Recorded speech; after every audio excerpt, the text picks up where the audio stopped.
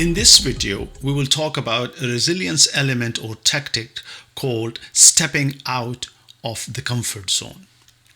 This is one of the important behavioral tactics that we can deploy to build our resilience. So basically what it is that life is full of challenges. Life is full of adversity. And if we have an attitude where we try to avoid challenges or we try to avoid problems, then that is actually a negative strategy. That has negative consequences for us. The only way we're going to achieve something, the only way we're going to live a fulfilled life, and the only way we can overcome the obstacles in our path is through confronting our challenges, confronting our fear of challenges. This is something we need to understand and understand it very, very clearly.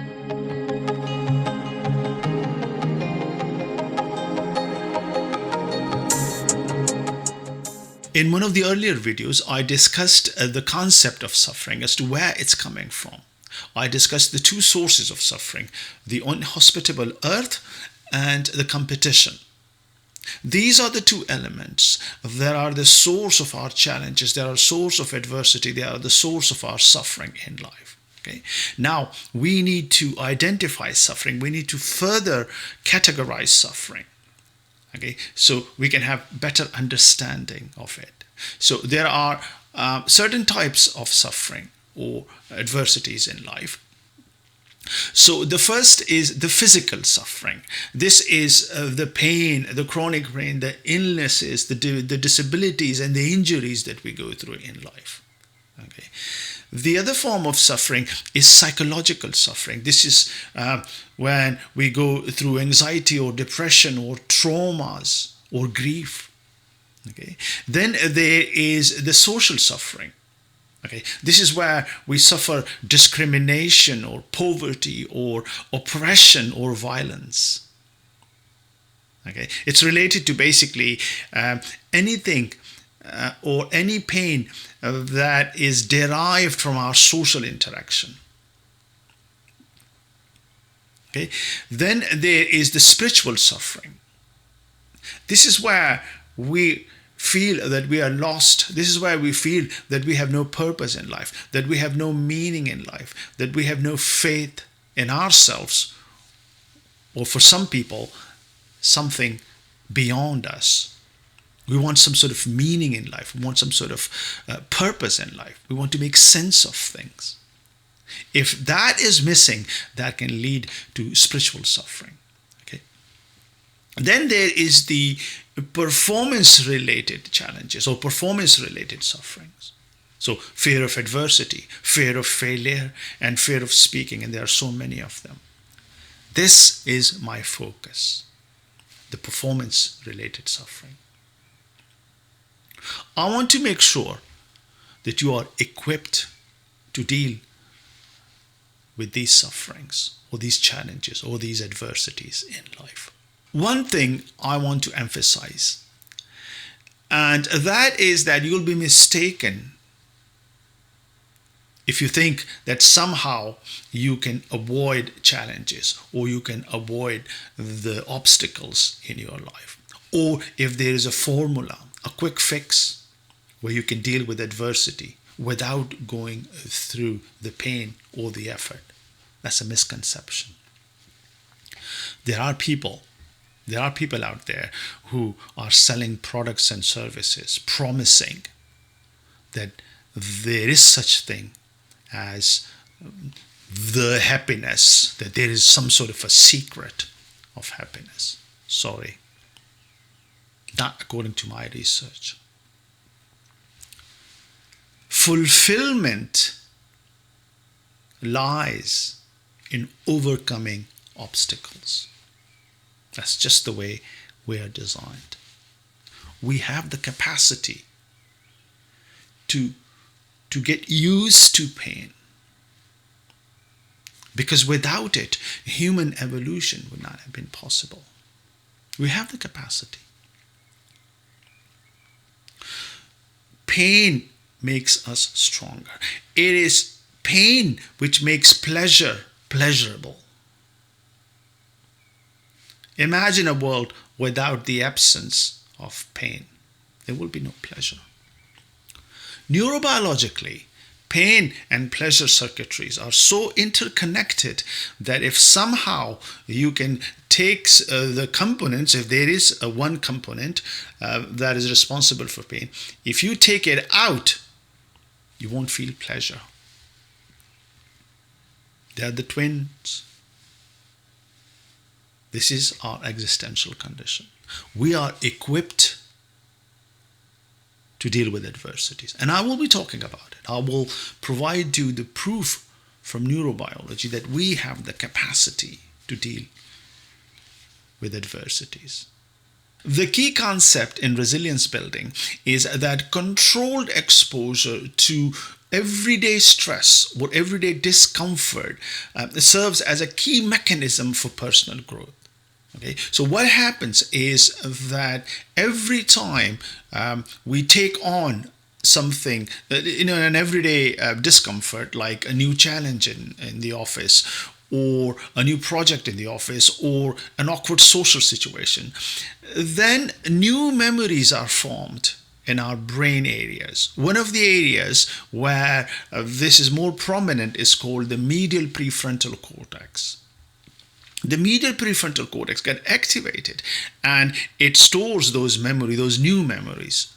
So now we are not afraid of that situation anymore because we found out that it's not threatening anymore. I will be talking about this more extensively in a minute, but in the beginning, I just want to give you an intro.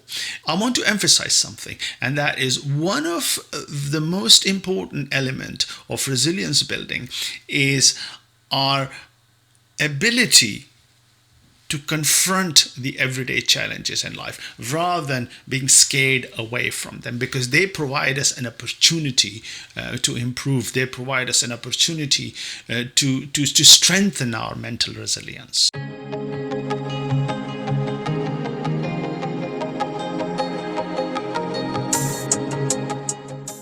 Okay, let me talk a little bit more about the neurobiology side of things. So we have a set of components in our brain called the amygdala. The amygdala is Greek word for almond because they are almond shaped. And it's a pair which is situated on both sides in the middle section of the brain. Amygdala is responsible for survival related emotions, both positive and negative, but it is primarily engaged in the negative survival emotions, for example, fear.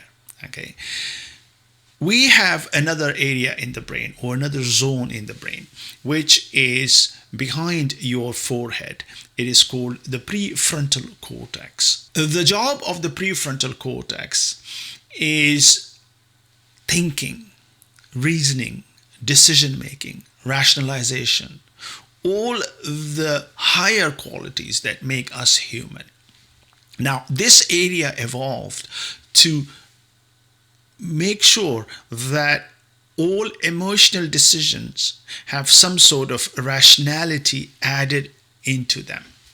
Okay, so it was a smart evolutionary move that we should be able to make decisions with information, with context in mind, not just an emotional reaction. So, for example, if there is a twisted stick on the ground and the emotional brain thinks it's a snake, then the outcome behavior will not be very efficient. Okay, so the top side of the brain, particularly the prefrontal cortex of the brain, evaluate the situation and comes up with the information that it is not a snake, it is not dangerous. So it sends back the information to the emotional center of the brain and tell it to calm down, take it easy. It's not a snake. What it is a piece of stick. So now through that bidirectional communication, we acted differently. We made a different decision now. This is critical. And what you do is every time you engage with a challenge, you strengthen your prefrontal cortex. Because your prefrontal cortex exercises control over your fear response, your amygdala response. Now it has new information, new knowledge, a new memory. And no, this is not dangerous. It's just a piece of stick. So neurobiologically, we have systems in our brain which need that information, which is waiting for that information, which is designed for new information or new experiences.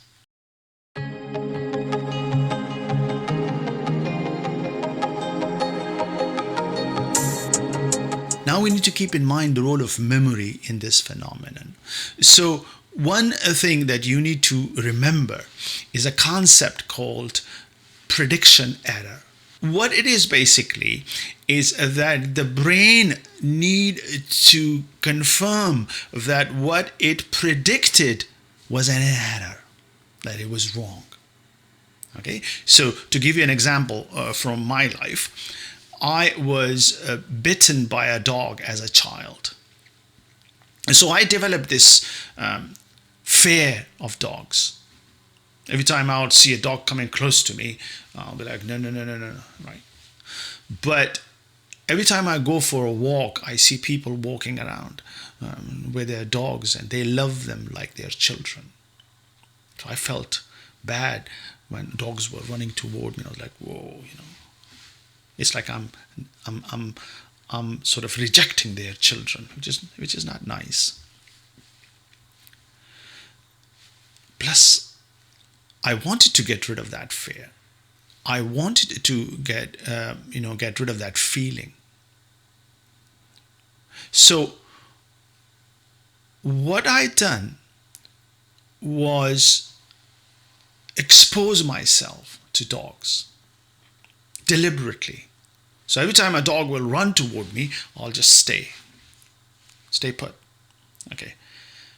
First few times I was literally shivering. Okay, but then I learned that, well, they don't mean harm. So now the brain realized that what it predicted was an error. These dogs are just cute animals. They love you. Now I touch them and I play with them. I couldn't do that before. So a new memory is formed in my brain. This is how it is with everyday challenges in life. Okay? If you feel like you can't speak in front of people, if you feel like you can't give an idea during a meeting, if you feel like you cannot ask someone out, the only way to do it is to do it. Is to get rid of that prediction error. You thought that the outcome is going to be horrible. So you stood in front of people. Yes, you were nervous. Yes, you were shivering. But it was okay. It wasn't that bad. The outcome that you predicted, horrible outcome, didn't materialize. So now the brain realized that it was actually a prediction error. This is very, very important, right? Our brains are not written books, the paper books that you can't edit. No, they're just like computer files. You can add new information, you can edit information. This is the concept of neuroplasticity, that you learn something new, and that information become your behavior. There are some key ideas that I need to talk about. And you need to understand those key ideas. They're important because once you have a thorough understanding of those ideas, it'll be easy for you to take on challenges and put these ideas into practice. The first one is the idea of habituation. It's a very simple concept. Basically, the more we are exposed to something, the more we get used to it. Repetition is the key. Repeat, repeat, repeat, and we get used to it. That's basically the idea of habituation. Okay? If you are afraid of public speaking, do it again and again and again and again. There will be a time where it'll feel normal. You'll be habituated. The second concept you need to understand is the concept of inhibitory learning. Okay. Well, the name sounds quite technical, but it's very simple. Basically, what it says that my fear of dogs is still there. It's still there. Okay, because it was real. It might come back when that dog bite me again, but it's been suppressed by new information, and that is done through the prefrontal cortex. That the phenomenon I talked earlier, that the prefrontal cortex is talking to the emotional center that it's okay to be with dogs. They're not going to hurt me. Okay, so deep, deep, deep, the original fear remains. Okay, that means that every time you speak, there will be some nervousness. There might be some nervousness. So don't be scared. Don't think that, oh my God, I failed. Because why am I nervous? Right? It's that repeated exposure that will calm down that memory. So repetition is the key.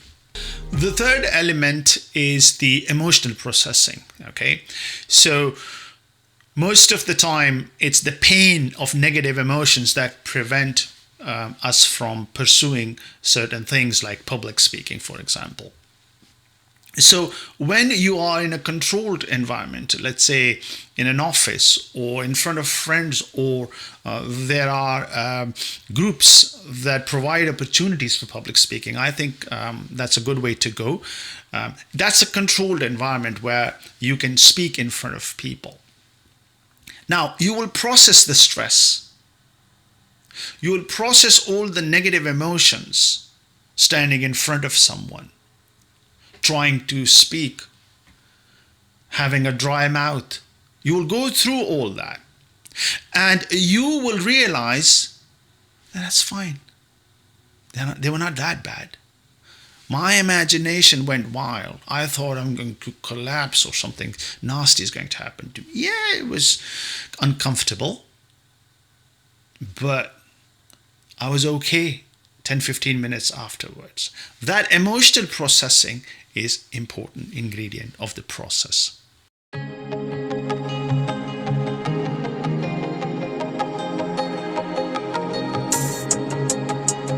The next component is multi-contextual exposure. Okay, what this is that just exposing yourself to public speaking will help you, but in that context, in that place. For example, you've joined a class in your city, okay, and you meet there weekly. So it's a different context. In that context, on day 1, you'll be nervous. On day 2, you'll be less nervous. On day 3, you'll be even less nervous. But the context or the environment need to change.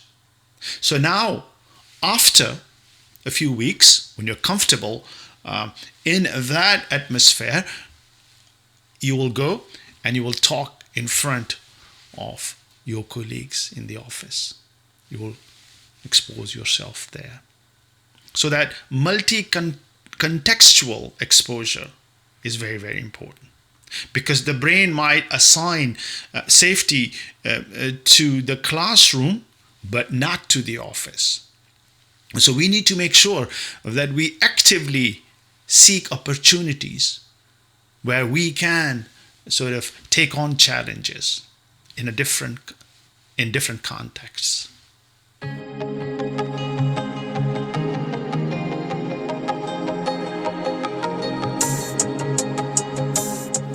So what are the type of exposure that you need to engage in a non-clinical context? So please, when I'm talking about exposing yourself to adversities or challenges, I'm not talking about people who have some sort of phobia or some sort of trauma that they're going through. That is something I'm not talking about. I'm just talking about everyday situations like public speaking or taking on an extra work in the office, or taking on a managerial responsibility, or setting higher goals for yourselves in the future.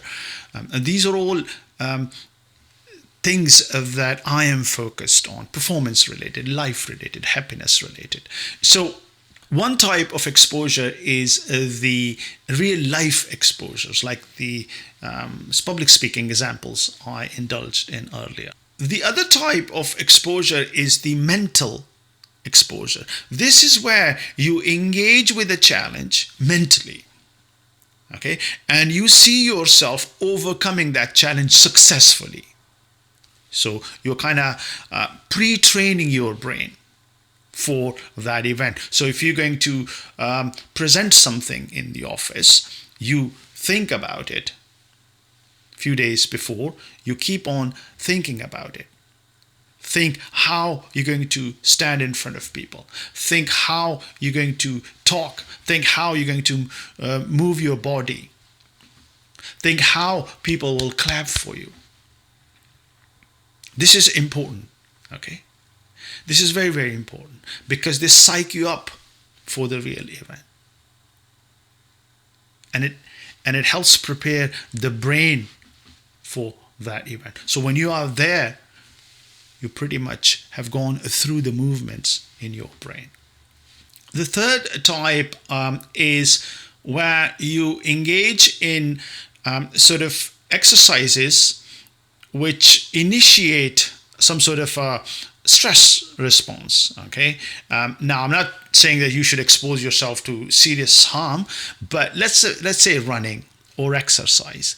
That will give you the sensation of a higher breathing and higher heart rate and higher blood pressure, because everything is this is a positive stress response, but it is a stress response when you run or when you exercise. Now, when you observe yourself or engage in mindfulness at that moment and observe that a higher heartbeat and a higher breathing rate is not something that's going to kill me, that information is recorded by your brain. So these are opportunities where you can sort of enhance your capability to build resilience, or practice your capability to build resilience.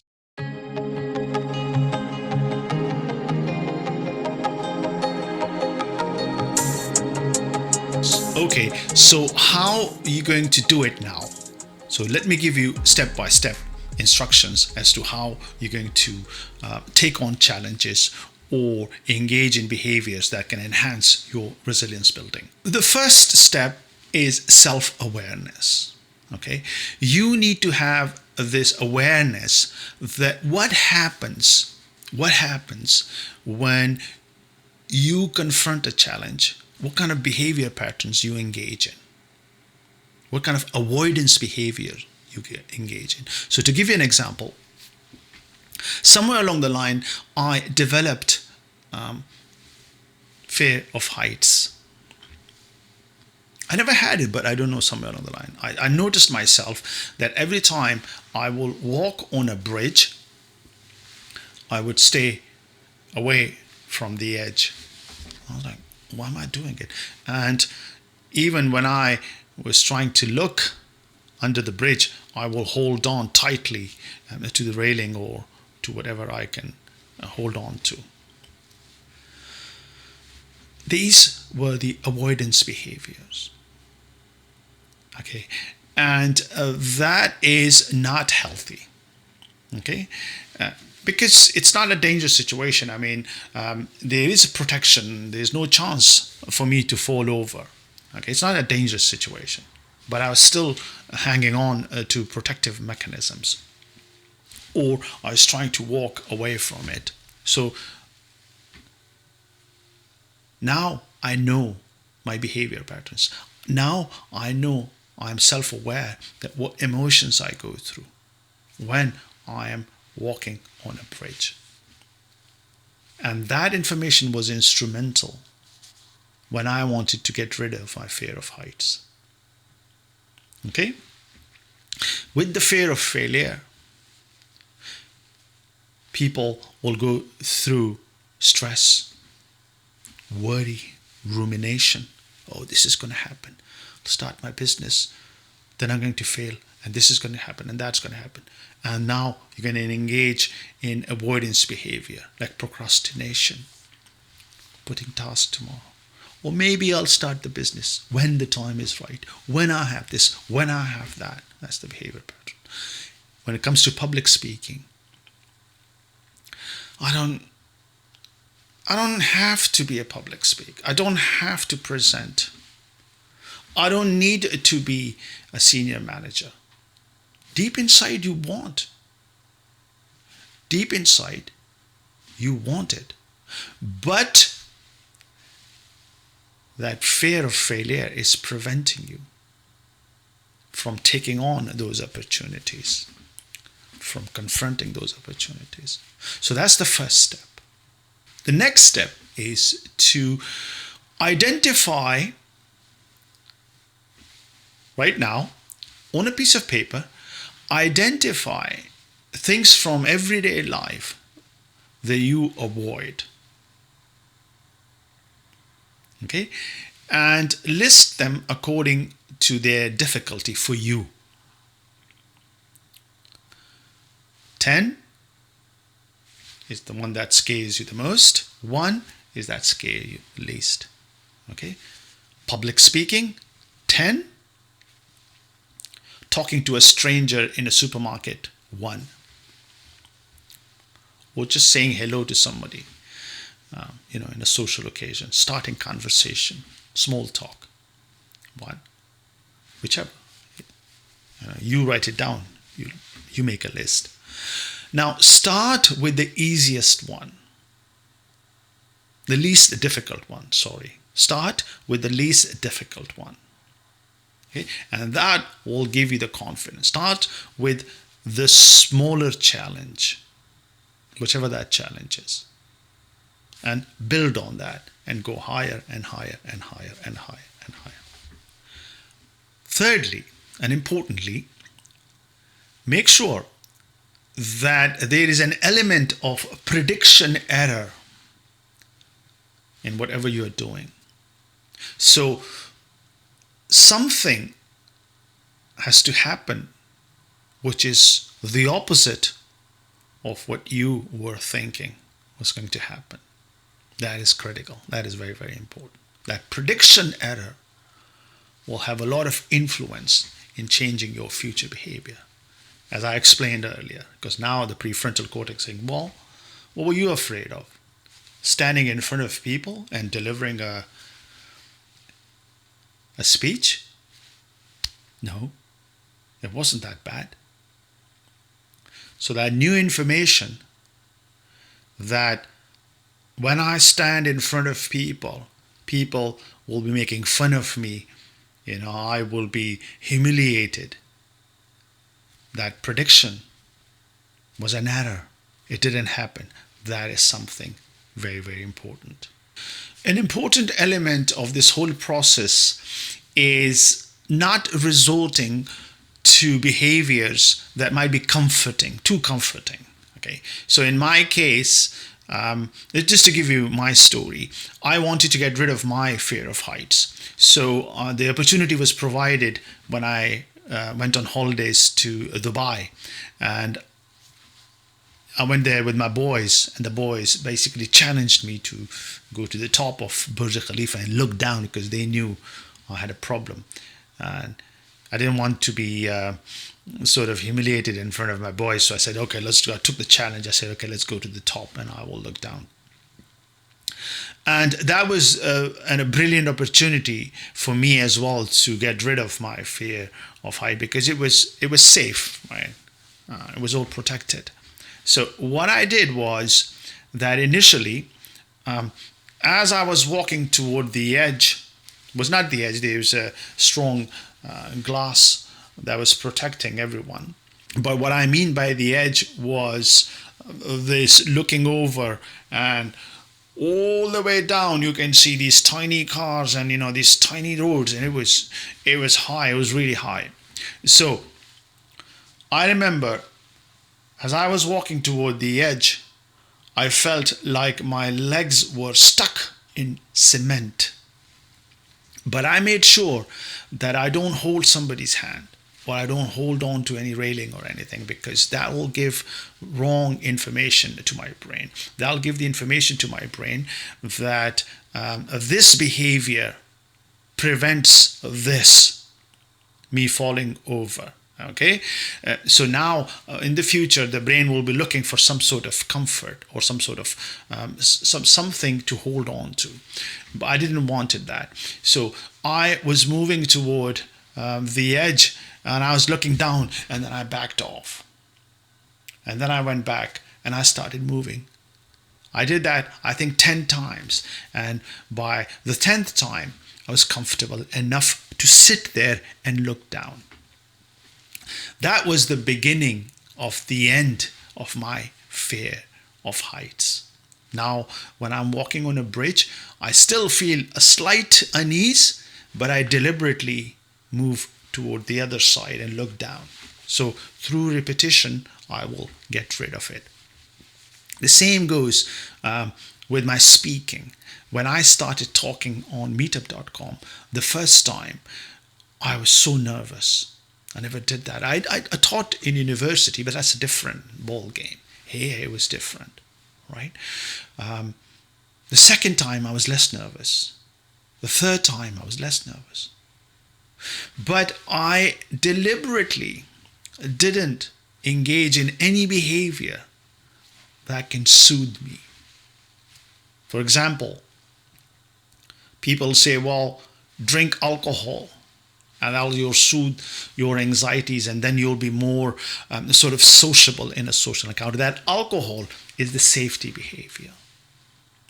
That is something you should not resort to. That is very, very important for us to understand. This concept is very, very important for us to understand, that when we are taking on challenges in life, when we are taking on new things in life, first we should start small, okay? We should start small, but make sure that we don't have any something to hold on to, something that can soothe us, okay? And through that, we will overcome our fear of adversities in life, our fear of challenges in life, and we'll be able to achieve more. And that will build resilience and make us strong.